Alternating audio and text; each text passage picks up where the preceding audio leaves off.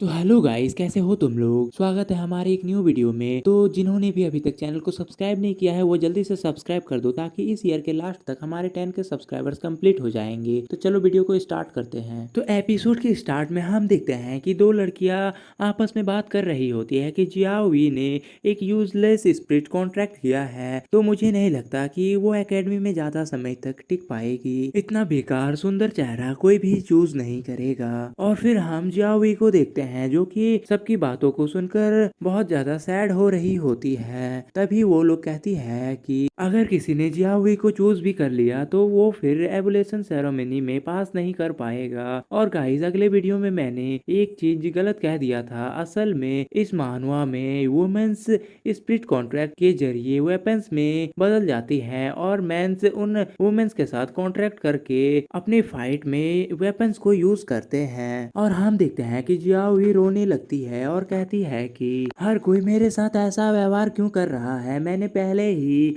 एक E rank split contract के साथ अवेकन किया है। और जियाओ वी रोते हुए दौड़ने लगती है। तभी हम देखते हैं कि जियाओ वी दौड़ते हुए एमसी से टकरा जाती है। तो फिर एमसी जियाओ वी को गिरने से बचाता है और फिर एमसी जियाओ वी से सॉरी कहने लगता है और पूछता है कि क्या तुम ठीक हो। तो जियाओ वी भी कहती है कि हाँ मैं ठीक हूँ। और फिर हम देखते हैं कि एमसी को जियाओ वी की स्किल के बारे में पता चल जाता है और जियाओ वी के सामने एक स्टेटस विंडो खुल जाता है जिसमें कि एमसी को जियाओ वी के सारे स्किल्स दिख रहे होते हैं। और जियाओ वी एक ई रैंक की स्प्लिट कॉन्ट्रैक्ट मास्टर है और जियाओ वी एक फ्रीक्वेंट स्वॉर्ड में बदल सकती है। और जियाओ वी की डिविनिटी भी यस है, लेकिन वो अभी तक अनअवेकन है और उसके बारे में बताया नहीं गया है, तो उसे मैं आगे एक्सप्लेन करूंगा। और हम एमसी को देखते हैं जो कि जियाओ वी के स्टेटस विंडो को देखकर शॉक हो गया होता है। एमसी सोच रहा होता है कि फ्री क्वीन क्लास ई की। और फिर एमसी सोचने लगता है कि फ्री क्वीन जो कि 10 आर्टिफैक्ट्स में से एक है और ये सिर्फ ई रैंक का है। और फिर एमसी सोचने लगता है कि हालांकि मेरी अवेकनिंग डिवाइन अवेकनिंग है। लेकिन तभी हम देखते हैं कि जियाओ वी एमसी से माफी मांगने लगती है और कहती है कि क्या मैंने तुम्हें चोट पहुंचाई है। तो एमसी कहता है कि नहीं, तुमने गलत समझा। मेरा मतलब था कि मैं तुम्हें अपने स्प्लिट कॉन्ट्रैक्ट में इनवाइट करने के लिए कह रहा था और तुम्हें एक एक्सक्लूसिव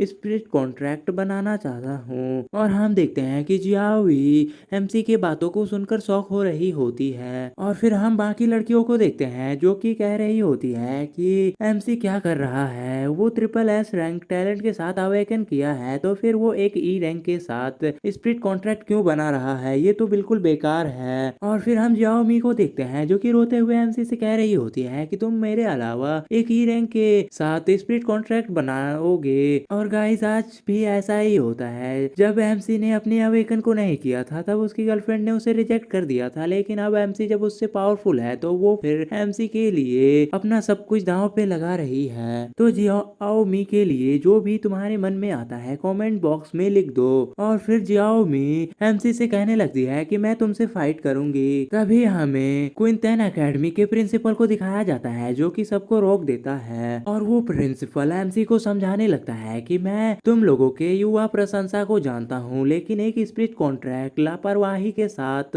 बनाना बहुत ही ज्यादा लापरवाही वाला काम हो सकता है। और फिर वो प्रिंसिपल एमसी से कहने लगता है कि तुम्हारा फ्यूचर है और तुम्हारा मिशन ये है कि तुम्हें मॉन्स्टर से फाइट करनी है और उनसे ह्यूमैनिटी के लिए उनके लैंड को वापस लेना है। और भाई साहब, ये प्रिंसिपल कितना ज्यादा कोल हार्टेड है। ये जियाओ वी के सामने ये सब कह रहा होता है कि जियाओ वी बिल्कुल ही यूजलेस है। और हम देखते हैं कि प्रिंसिपल के बातों को सुनकर जियाओ वी रोने लगती है और जियाओ वी भी एमसी से कहने लगती है कि प्रिंसिपल सही कह रहे हैं, मेरा टैलेंट तुम्हारे लायक नहीं है। लेकिन तभी वहाँ पे और एक पर्सन आ जाता है जो कि उन लोगों से कहता है कि एक मिनट रुको। और फिर वो पर्सन एमसी से कहने लगता है कि तुमने आज बहुत ज्यादा हंगामा किया है। वो पर्सन डीप ब्लू सिटी का गार्जियन होता है और उसका उसका नाम जाहू होता है। और हम देखते हैं कि जाहू को देखकर जियाओ मी के मन में लड्डू फूटने लगते हैं और वो अब जाहू की तरफ लट्टू हो जाती है। और जाहू एमसी के पास चला जाता है और उससे गुस्से में कहने लगता है कि मैंने अभी सुना कि तुमने मेरे ग्रैंड डॉटर को बुली करने के लिए अपने SSS रैंक के टैलेंट का इस्तेमाल किया, क्या ये सच है? और हम देखते हैं कि जियाओ मी ये सब सुनकर स्माइल कर रही होती है और एमसी जियाहू का कोई भी रिस्पॉन्स नहीं दे रहा होता है। फिर हम जियाहू को देखते हैं जो कि एमसी के कॉलर को पकड़कर कहने लगता है कि तुम इतने एरोगेंट हो सिर्फ अपने टैलेंट की वजह से, लेकिन तुम मानो या ना मानो, अगर मैं कह दूं तो फिर इस डीप ब्लू सिटी में कोई भी तुम्हारे साथ कॉन्ट्रैक्ट करने के लिए राजी नहीं होगा। और जियाओ मी ये सब देखकर सोच रही होती है कि हाँ बिल्कुल सही चल रहा है, जल्दी से माफी मांगो वरना फिर मेरे ग्रैंडफादर तुम्हें डायरेक्टली अनलिस्टेड कर देंगे। लेकिन तभी हम एमसी को देखते हैं जो कि जियाओ मी से सीधे कहता है कि क्या तुम उस कॉन्ट्रैक्ट के लायक हो। और हम देखते हैं कि ये सुनकर जियाओ मी बहुत ज्यादा गुस्सा कर रही होती है। लेकिन तभी हम जाहू को देखते हैं जो कि बहुत ज्यादा गुस्से में एमसी के ऊपर अटैक करने के लिए रेडी हो जाता है और कहता है क्या तुम मरना चाहते हो। और हम देखते हैं कि जाहू एमसी के ऊपर अटैक करने ही वाला होता है, लेकिन तभी प्रिंसिपल उन्हें रोक लेता है और जाहू के हैंड को पकड़ लेता है। और प्रिंसिपल जाहू से कहने लगता है कि वाइस कैप्टन जाहू तुम ज्यादा इम्पल्सिव मत बनो, ये एक SSS रैंक का वेकेंड स्टूडेंट है और मैंने इसका रिपोर्ट पहले ही दे दिया है। तो हम जाहू को देखते हैं जो कि प्रिंसिपल से कहने लगता है कि मैं उसे जाने दूंगा, लेकिन अगर वो जियाओ के साथ कॉन्ट्रैक्ट बनाता है तो फिर वो एक बेकार स्पिरिट है और इसके लिए चर्चा करने के लिए कोई भी बात नहीं बचेगी। अगर वो मेरी बात नहीं मानेगा तो फिर मैं उसे नष्ट कर दूंगा। और फिर हम एमसी को देखते हैं जो कि उन सबसे कह देता है कि ठीक है मैं जियाओ के साथ ही कॉन्ट्रैक्ट करूंगा और आज मेरा फैसला कोई भी नहीं बदल सकता है। और फिर एमसी जियाओ को पकड़ लेता है और कहता है कि चलो चलते हैं मिस जिया, कैंपस ब्यूटी, चलो हम अपने कॉन्ट्रैक्ट पर साइन करते हैं। और तुम लोग एमसी को देख रहे हो ना, एमसी भी मूवमेंट क्रिएट कर रहा है। तो जियाओ भी शर्मा जाती है और शर्मिंदा होते हुए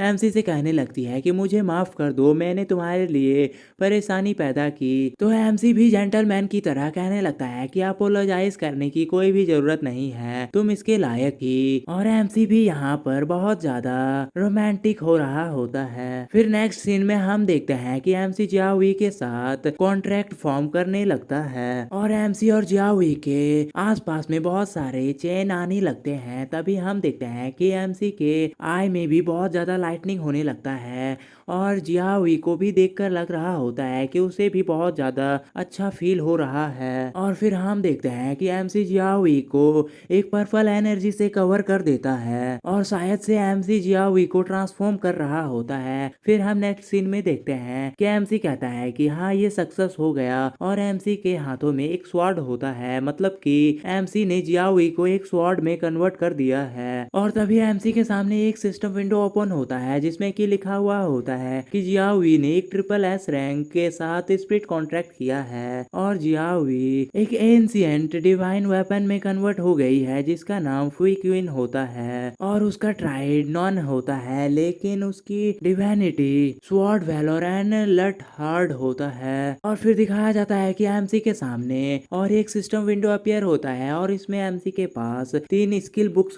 अपीयर होते हैं जिसमें कि पहला स्किल बुक का नाम होता है ब्रेक थ्रू और दूसरा स्किल का नाम होता है क्लियर द माइंड और तीसरा स्किल बुक का नाम होता है ड्रैगन स्वेरिंग। और फिर एमसी ये सब देखकर बहुत ज्यादा शॉक हो रहा होता है और कहता है कि सचमुच में ये कितना पावरफुल स्पिरिट कॉन्ट्रैक्ट है और मेरे माइंड में ये सचमुच में मैन किलिंग, मैन रिकवरी और मैन म्यूजिकल सपोर्ट कॉम्पोजिशन है, ये तो ऑल राउंडर है बिना किसी कमजोरी के। एमसी कहता है कि क्या ये SSS कॉन्ट्रैक्ट का आश्चर्य है। फिर हम देखते हैं कि जियाओ अपने ह्यूमन फॉर्म में ट्रांसफॉर्म हो जाती है और फिर जियाओ खुद को देखने लगती है और शौक होते हुए कहती है कि ए भगवान, मैं तो सचमुच में एक ई रैंक से SSS रैंक में बदल गई हूँ। और फिर जियाओ खुश होते हुए रोने लगती है और एमसी को हक कर लेती है और एमसी से थैंक यू भी कहने लगती है। तभी एमसी उससे कहने लगता है कि नहीं ठीक है। और फिर सीन चेंज होता है और हमें जियाओ मी और जियाओ को दिखाया जाता है और जियाओ मी जियाओ से कहती है कि गॉडफादर एमसी ने मुझे बहुत ज्यादा अपमानित किया और मेरे सारे फेस वैल्यू को मैंने खो दिया है, तो आपको मुझे मुआवजा देना होगा। तो जियाहू कहने लगता है कि तुम चिंता मत करो, उसने पहले ही एक ई रैंक स्पिरिट कॉन्ट्रैक्ट बना लिया है, उसने अपने टैलेंट को बेकार कर दिया। अब मैं उसे डीप ब्लू सिटी में उसके लाइफ को बहुत ज्यादा डिफिकल्ट बना दूंगा। और गाइस, शायद मैंने पहले गलती से गॉडफादर की जगह ग्रैंडफादर कह दिया था, तो फिर तुम लोगों को कंफ्यूज मत करना। और फिर जियाहू कहता है कि उसने कल के स्पिरिट कॉन्ट्रैक्ट मास्टर असेसमेंट में सारे अरेंजमेंट पहले से ही करके रख लिए हैं, वो डीप ब्लू सिटी में एक गॉड की तरह है। तो जियाओमी भी जियाहू को थैंक यू कहने लगती है। तो जियाहू कहने लगता है कि थैंक यू कहने का क्या मतलब है, तुम मुझे कैसे रीपे करने की सोच रही हो। तो जियाओमी कहने लगती है कि तो तुम चलो तुम्हारे सामान्य प्लेस पर, मैं तुम्हें वहाँ पे रीपे करूंगी। तो हम जियाहू को देखते हैं, वो भी बहुत ज्यादा एक्साइटेड हो जाता है और कहता है कि हाँ चलो, आज रात हमारा बहुत अच्छा समय होने वाला है। और सचमुच में यार, फर्स्ट एपिसोड से ही ये बंदी मुझे बहुत ज्यादा नापसंद लग रही थी, तो फिर तुम लोग इसके लिए 2 शब्द लिखे बिना मत जाना। और फिर हमें कुछ घंटे बाद का सीन दिखाया जाता है और जियाहू अपने फोन में देख रहा होता है कि एमसी और जियाहुई के बारे में ही न्यूज चल रहा होता है कि एमसी ने ट्रिपल एस रैंक के टैलेंट को अवेकन किया है, लेकिन उसने एक यूजलेस ई रैंक के स्पिरिट कॉन्ट्रैक्ट को बॉन्ड किया है, जिसके वजह से उसने अपने टैलेंट को वेस्ट कर दिया।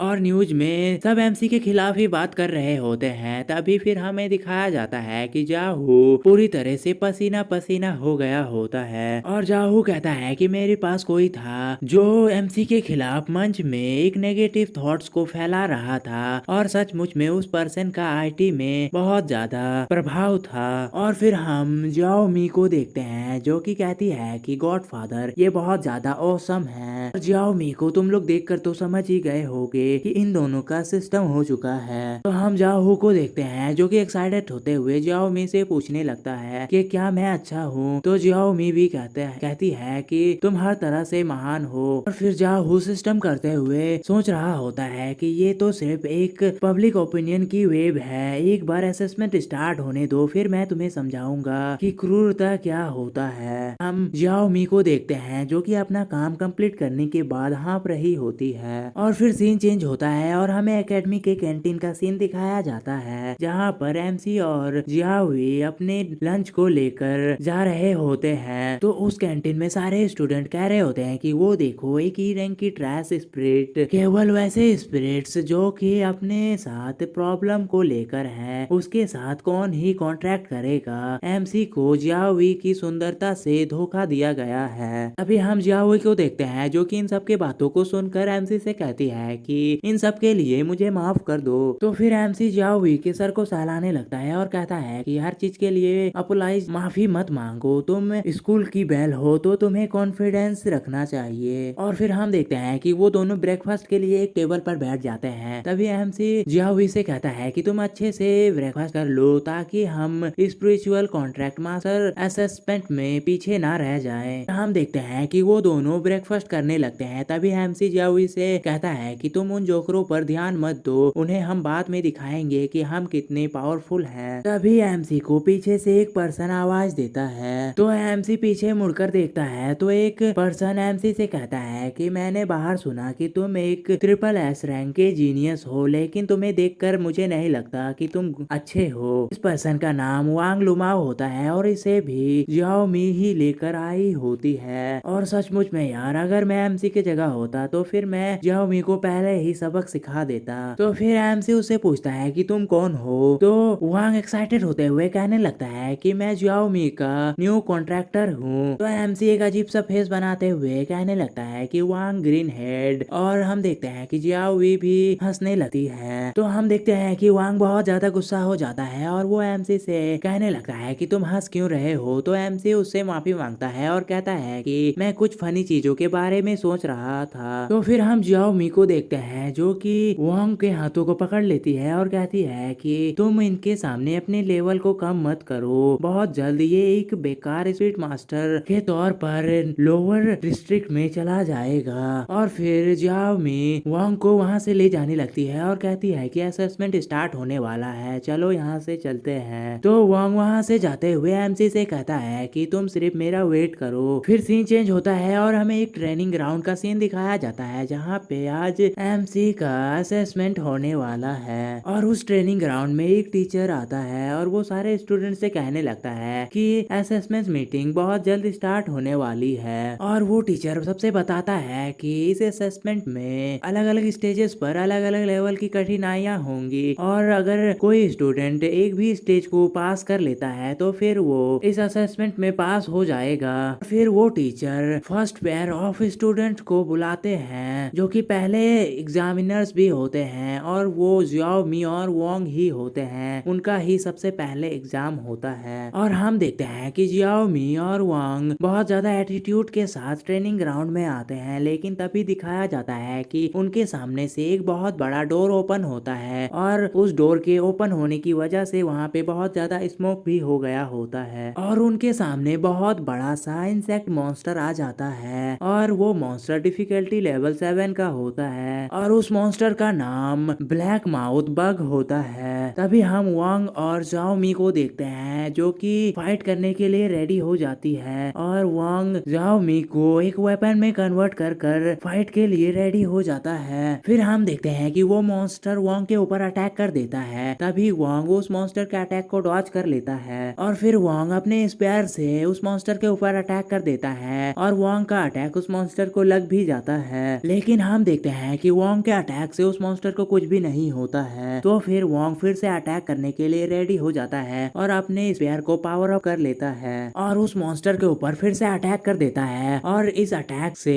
वो मॉन्स्टर को ये अटैक जहाँ पे लगा हुआ होता है वहाँ पे बहुत बड़ा होल हो गया होता है और वो मॉन्स्टर वहीं पे डिफीट हो गया होता है। तभी हम कुछ स्टूडेंट्स को देखते हैं और वो खुश होते हुए कहते हैं कि क्या एक एस रैंक का स्पिरिट मास्टर ऐसा होता है, ये बहुत ज्यादा पावरफुल है। और वो स्टूडेंट्स वोंग को बहुत ज्यादा चेयर करने लगते हैं और कहते हैं कि इस मोटे चमड़े वाले ब्लैक माउथ बग को एक सिंपल अटैक से डिफीट कर दिया, सचमुच में ये बहुत ज्यादा पावरफुल है। फिर सीन चेंज होता है और हम देखते हैं कि ये सब कोई टीवी में देख रहा होता है। फिर हमें कुछ लोगों को दिखाया जाता है जिनमें से एक पर्सन कहता है कि उसने उसे एक ही अटैक में छेद कर दिया, ये एक्सेप्टेबल है। तो फिर दूसरा पर्सन कहता है कि टीचर ये ब्लैक माउथ बग के सामने बहुत ज्यादा स्ट्रगल कर रहा है, ये लेवर्स के ग्रुप के सामने बहुत वीक है और ये पर्सन फर्स्ट डिस्ट्रिक्ट का हेड होता है। तो वो पहले वाला टीचर इस पर्सन के सर पर मारता है और कहता है कि मैंने तुम्हें कितनी बार बताया है कि हर समय बकवास मत करो,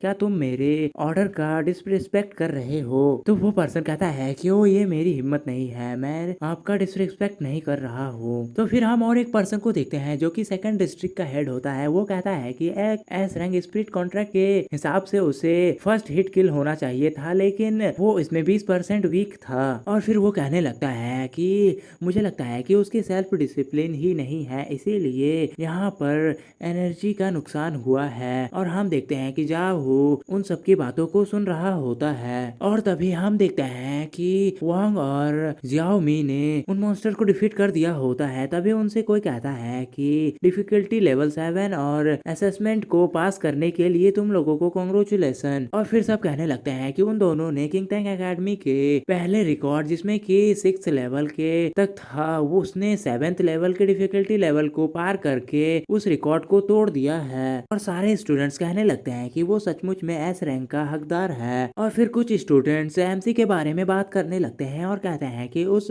हारे हुए पर्सन के बारे में किया जिसने कि एक ई रैंक का स्पिरिट कॉन्ट्रैक्ट किया है, मैं उसका हारा हुआ फेस का एक्सप्रेशन देखना चाहता हूँ। तो दूसरा स्टूडेंट कहता है कि चिंता मत करो, वो नेक्स्ट है तो तुम बस देखते रहो, नेक्स्ट वो अपना परफॉर्मेंस स्टार्ट करेगा। और फिर हम उस पहले वाले टीचर को देखते हैं जो कि कहता है कि ठीक है तो मैं अब नेक्स्ट एग्जामिनीज के सेट को इनवाइट करता हूँ। और हम देखते हैं कि एमसी और जियावी इस बैटलफील्ड की तरफ जाने लगते हैं और तभी उनके सामने भी एक बड़ा सा गेट ओपन होता है और हम देखते हैं कि एमसी कुछ देखकर शॉक हो गया होता है और एमसी देखता है कि उनके सामने ब्लैक माउथ बग का एक आर्मी आ रहा होता है और ये डिफिकल्टी लेवल 10 होता है। तभी हम देखते हैं कि वो सारे बग मॉन्स्टर्स एमसी और जियावी के तरफ अटैक करने के लिए आ रहे होते हैं। तो एमसी अभी भी शॉक होता है। तभी जियावी कहती है कि हम स्टेज 1 पे है फिर भी डिफिकल्टी लेवल 10 क्यों है। तो हम एरेना के स्टूडेंट्स को देखते हैं जो कि कह रहे होते हैं कि ये ऑफिशियल टारगेटिंग है, इसमें तो अब और भी मजा आ रहा है।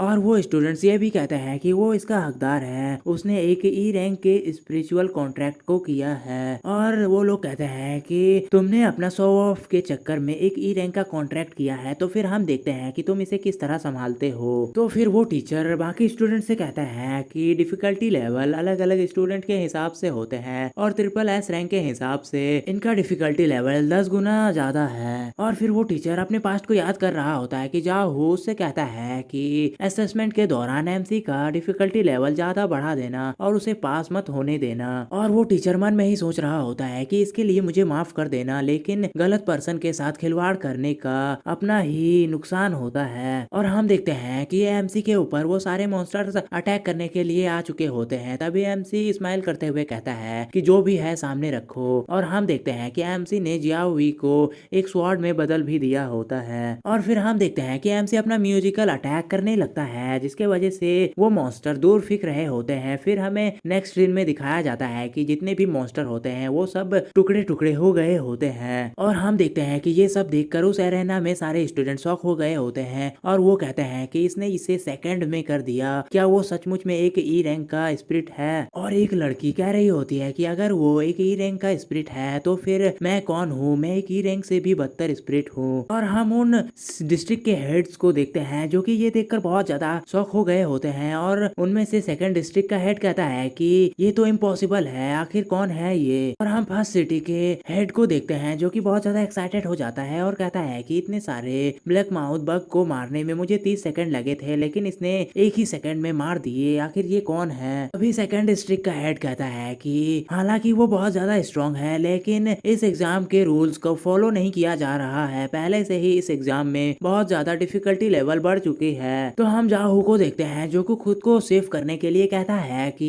ये हमारी डीप ब्लू सिटी का एक टेम्पररी एडिशन है और हम चाहते हैं कि यूथ अपने टैलेंट को वेस्ट ना करे, इसीलिए हमने डिफिकल्टी लेवल को बढ़ा दिया है ताकि कोई भी टैलेंट वेस्ट ना हो और कोई भी बैड एग्जाम्पल सेट ना करे। और हम देखते हैं कि जाहू गुस्सा होते हुए कह रहा होता है कि लालत है, वो इतना स्ट्रॉन्ग कैसे हो सकता है। तो चलो देखते हैं कि तुम अब 20 ब्लैक मौत बग से कैसे फाइट करते हो। तो हम देखते हैं कि फर्स्ट डिस्ट्रिक्ट के हेड कहते हैं कि ये ठीक ही है, हमारे एग्जाम के टाइम में भी डिफिकल्टी लेवल ऐसा ही होता था, ये छोटे लोगों को पहले ही अपना डिफिकल्टी लेवल बढ़ा देना चाहिए था। तभी और एक टीचर कहता है कि खैर मैं देखना चाहता हूँ कि इस बच्चे का लिमिट्स कहाँ तक है। तभी हम एमसी का सीन देखते हैं और उस एरेना में अनाउंसमेंट होता है कि डिफिकल्टी लेवल 2 को स्टार्ट किया जा रहा है। और हम देखते हैं कि एमसी के सामने 20 स्पाइडर टाइप के मॉन्स्टर्स आने लगते हैं और एमसी अपना अटैक करने लगता है। एमसी बताता है कि ये दिल तोड़ने वाला गाना है, जीवन नासी के टाइम पर जीवन साथी कहाँ मिलेगा। और एमसी यही सब कह रहा होता है और अपने अटैक को करने लगता है। और हम देखते हैं कि एमसी के उस अटैक के वजह से एक ब्लू लाइटनिंग वेव एमसी के आसपास आ जाती है और वो सारे लाइटनिंग वेव्स सारे मॉन्स्टर के ऊपर अटैक करने लगते हैं, जिससे कि सारे मॉन्स्टर्स डिफीट हो रहे होते हैं और जमीन पर गिरने लगते हैं। फिर हम एमसी को देखते हैं जो कह रहा होता है कि क्या ये सब काफी नहीं है। और हम एरेना में सारे स्टूडेंट्स को देखते हैं जो कि एमसी के पावर को देखकर कह रहे होते हैं कि अरे बाप रे, ये तो पागलपन है। कुछ स्टूडेंट्स कह रहे होते हैं कि ये पागलपन है, ये ऑफिसर्स के मुंह पर सीधा तमाचा है, वो बहुत ज्यादा एरोगेंट है। तभी हम डिस्ट्रिक्ट के हेड्स का सीन देखते हैं जिसमें सिर्फ फर्स्ट डिस्ट्रिक्ट का हेड बहुत ज्यादा खुश हो जाता है एमसी के पावर्स को देखकर और वो कह रहा होता है कि मैं इसे फर्स्ट डिस्ट्रिक्ट के लिए ले जाऊंगा। लेकिन फिर हमें थर्ड डिस्ट्रिक्ट के हेड को दिखाया जाता है कि पहला डिस्ट्रिक्ट एक मौत का रास्ता है और नए लोगों को वहाँ ले जाकर कोई भी फायदा नहीं है, इसलिए नए लोगों के लिए बेहतर होगा कि वो थर्ड डिस्ट्रिक्ट में जाए और पहले बड़े हो जाए। और फिर उन दोनों में बहस होने लगती है। तभी फर्स्ट डिस्ट्रिक्ट का हेड कहता है कि क्या तुम किसी को चुराना चाहते हो। तो थर्ड डिस्ट्रिक्ट का हेड कहता है कि भाभी आज यहाँ पर नहीं है तो फिर मुझे तुमसे अकेले डर नहीं लगेगा। तो फर्स्ट डिस्ट्रिक्ट का हेड कहता है कि बहुत दिनों से तुम्हें पीटा नहीं गया है तो तुम्हें आज खुजली हो रही है ना। और वो दोनों ऐसे ही बहस कर रहे होते हैं। तभी हमें फोर्थ डिस्ट्रिक्ट के हेड को दिखाया जाता है जो कि उन दोनों को शांत करने लगता है और वो कहता है कि तुम दोनों का डिस्ट्रिक्ट हमला करने के लिए मेन प्लेस है, उसमें से कोई भी जाने के लिए अच्छी जगह नहीं है, आप उसे हमारे फोर्थ डिस्ट्रिक्ट में क्यों नहीं जाने देते हैं और खंडरों की खोज शुरू नहीं करते हैं पहला। तभी हम देखते हैं कि उन दोनों डिस्ट्रिक्ट के हेड उस फोर्थ डिस्ट्रिक्ट के हेड के ऊपर चिल्लाने लगते हैं और उसे गालियां देने लगते हैं। अभी हम देखते हैं कि वो टीचर उन तीनों को शांत कर देता है और कहता है कि ठीक है, अब बहस करना बंद करो। और शायद से ये टीचर इन सब में सुप्रीम है, इसीलिए ये सब इस टीचर से डर रहे